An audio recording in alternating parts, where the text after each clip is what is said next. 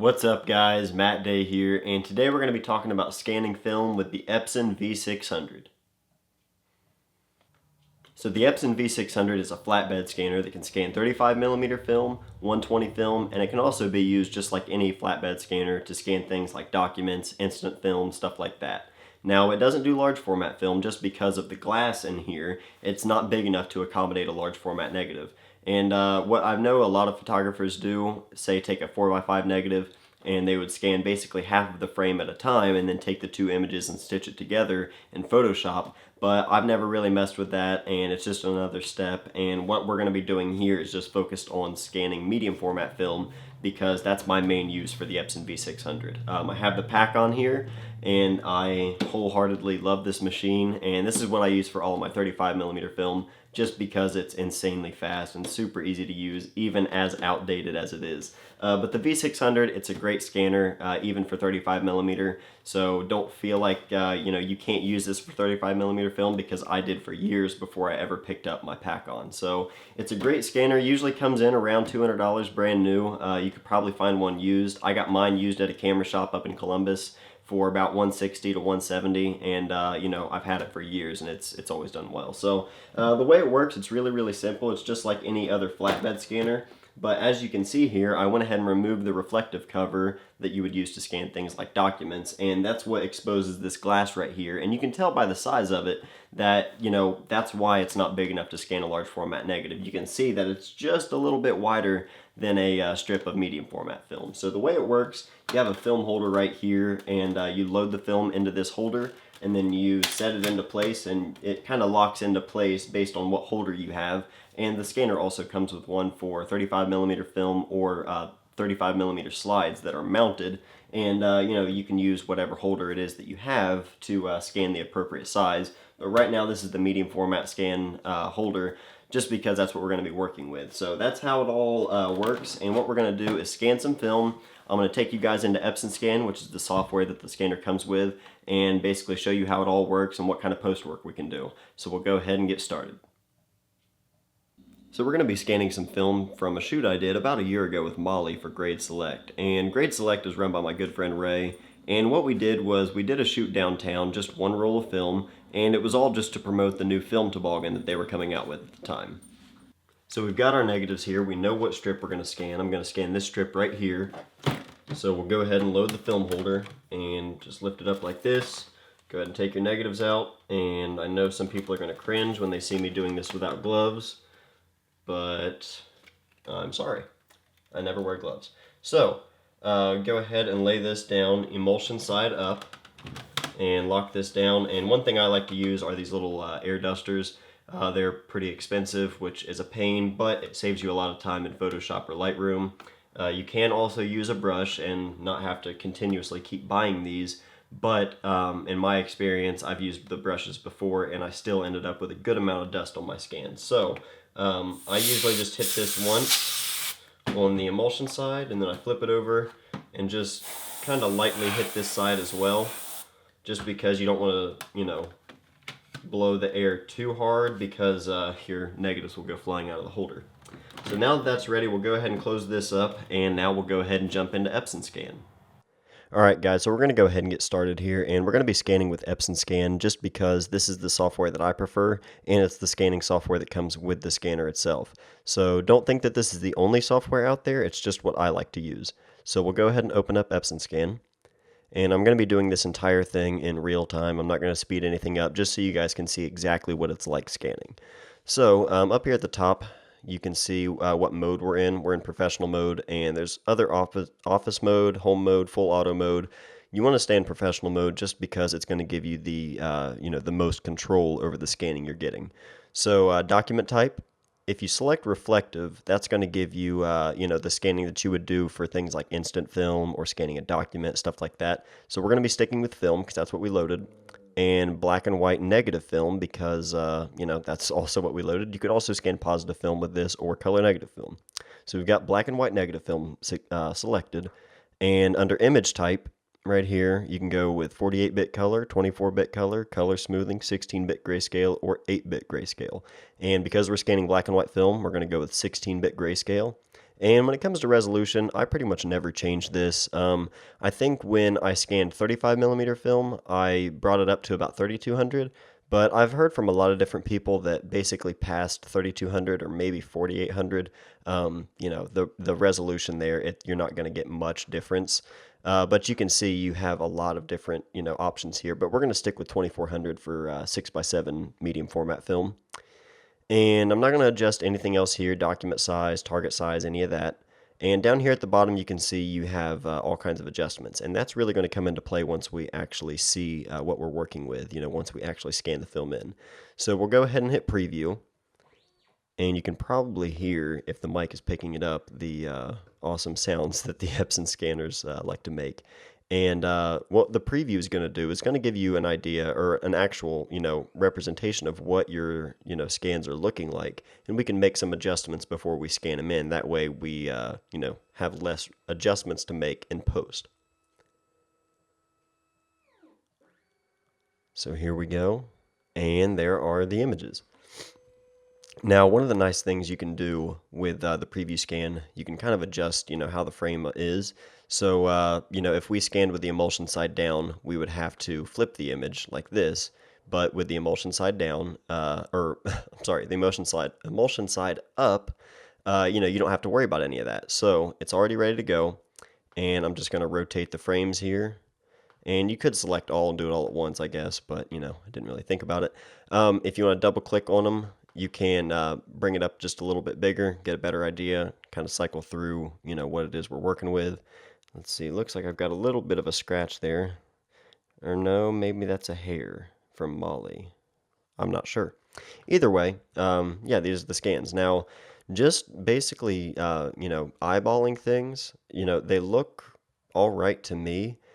This particular image looks a little light, in my opinion, in the exposure. So what we're going to do is we're going to go over here to our adjustments and go to the histogram adjustment. And this will pop up. And basically, you can kind of work with the histogram here and, just to adjust things. Or, you could go with your level, or I'm sorry, your curves right here and adjust things that way. I like to work with the histogram. To me, it just seems a little bit simpler. What we're going to do here, I'm going to grab this, the highlight, and kind of pull it down to maybe about 200, just to make sure things aren't, blowing out. I'm going to grab the midtones here, kind of darken that just a little bit. That's a black toboggan she has on and black leggings, so I'm going to kind of pull that down just to adjust for that.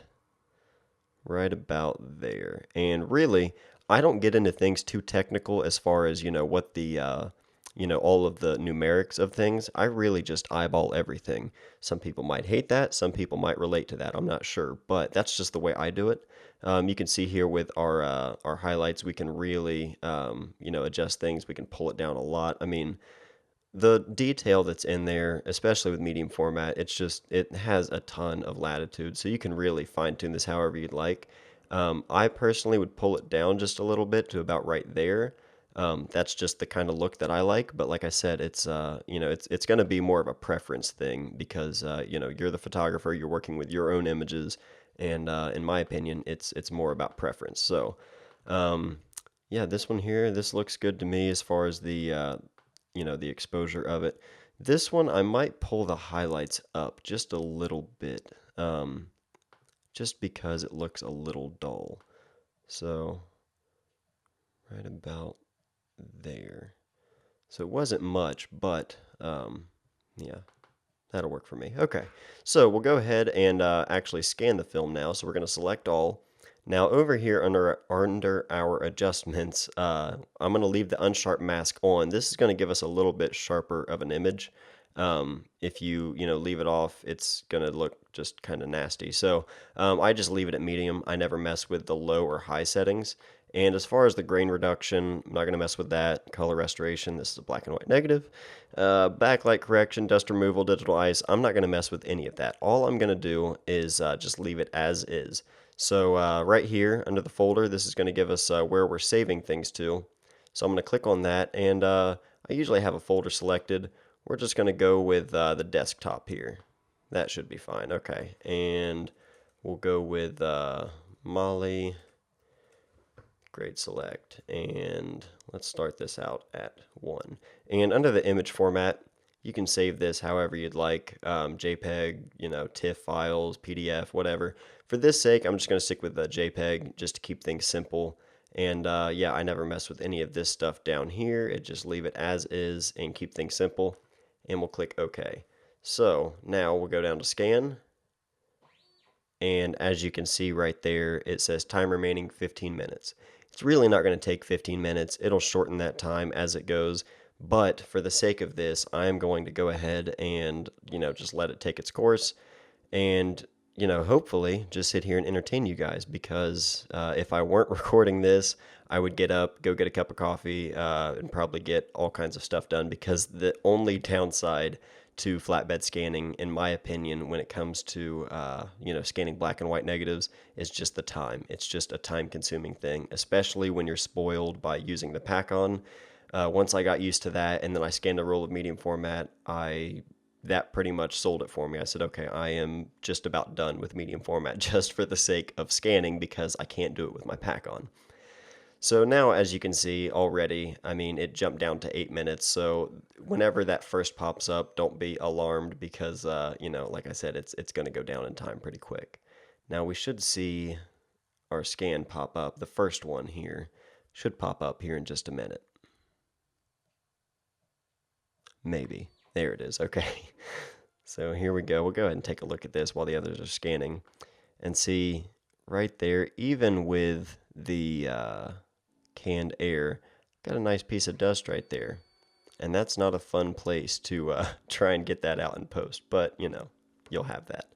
A couple little pieces here, right there, up here. Not sure, that looks more like it's in the frame, not exactly dust. But yeah, that's the kind of scan you can get. And if you really zoom in there, it's really not a bad scan at all for, a $150 to $200 scanner. That's one of the nice things about the scanner, is just the fact that, you spend $200, pick up a new scanner, and, it doesn't take that many rolls to rack up $200 at an actual lab. So, yeah, it's a little bit time consuming, and it's not the most fun thing. And I know some photographers would rather prefer let someone else do it, so that way they don't have to mess with it. But, in my opinion, as slow and boring as it is, it's just another part of the process. So if you haven't given it a shot, I think everyone should at least once, just to see how they like it. So here we go. Here's the second image, just now done. And okay, so I was right. That's just a hair. That's not actually a scratch on the negative. So that's nice. We do have a little bit of dust right here and whatnot, but not bad at all. So yeah, like I mentioned earlier, the photos, these were all taken for the sake of, promoting the new film toboggans that Ray was coming out with. And like I said, if you guys haven't checked out Grade Select, you really need to, especially for a photographer. There's all kinds of photography gimmicked t-shirts out there, and most of them are pretty cheesy, but Ray has a really good style with what he does, and, it's fun. So, let's see. Yeah, really good, resolution with medium format. That kind of goes without saying. The depth, shooting wide open. I shot these photos with the Mamiya RZ67. So that was with the 110mm f2.8 lens. And we should have our third one here any minute now. There it is. Okay, yeah, and once you're done, whatever your save location is, it'll usually pop up right there automatically. So we'll go ahead and take a look at this last one. Yeah, I just prefer this a little bit more than, the way the preview set it up to be, just a little bit lighter. Kind of like that little bit darker, more punchy kind of midtones and everything. So yeah, that looks good to me. This one here, not too much dust, really tiny marks, but honestly, if I hadn't hit it with the, compressed air there would have been a lot more dust on this. So yeah, that's pretty much everything with the way Epson Scan works. Like I said, it's not the only scanning software that's out there for medium format film, or just scanning with a flatbed scanner anyway, even the Epson scanners, but it is the one that comes with all the scanners, and it's my preferred method. So yeah, that pretty much covers everything with actually scanning the film.